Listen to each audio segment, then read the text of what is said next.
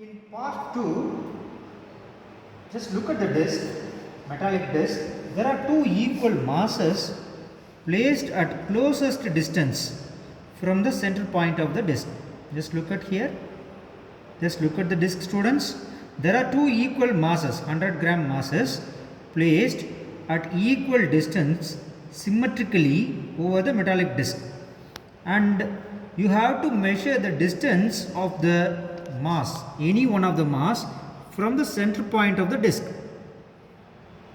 You have to measure the distance of any one of the mass placed over the disc from the center point of the disc.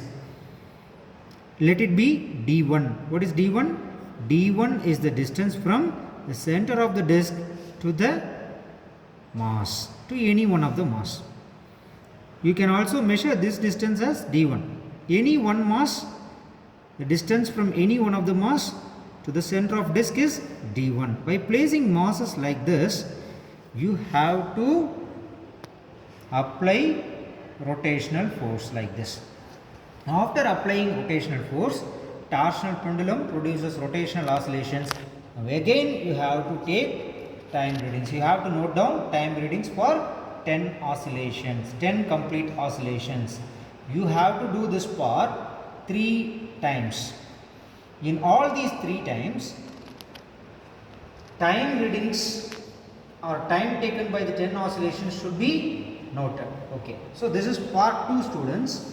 In part 3, masses are placed at farthest distance from the center of the disc. What is farthest distance? Farthest distance means far from the center of the disc. So this is the limit beyond which we cannot move the disc further. So up to this distance, you have to place the masses symmetrically and measure the distance from the center of the disc. So now the distance from the center of the disc to any one of the mass, to the center of any one of the mass, should be noted, and this value is taken as D2. What is D2?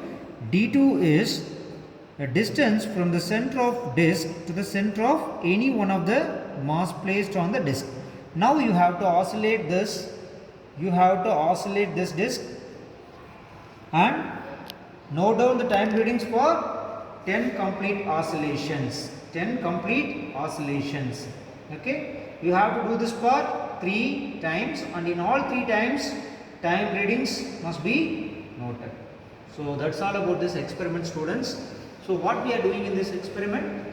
We are doing this experiment in 3 parts. In part 1, without placing masses, disc alone is rotated, and for the rotational oscillations we have to note down time readings. For 10 oscillations, rotational oscillations, time readings are noted in the first part. In second part, masses are placed at closest distance from the center of the disc and time readings are noted for 10 complete oscillations. In part 3, masses are placed at farthest distance from the center of the disc and the disc is rotated.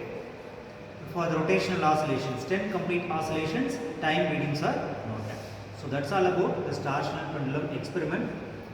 With these readings, time readings, we have to do the calculations, right? There is one another important part in this experiment, important section in this experiment. It is the thickness, measurement of thickness of the wire used in the torsional pendulum experiment. So we have to measure the thickness of this thin wire used in torsional pendulum with the help of screw gauge. Let us see how we measure thickness of a thin wire with the help of a screw gauge.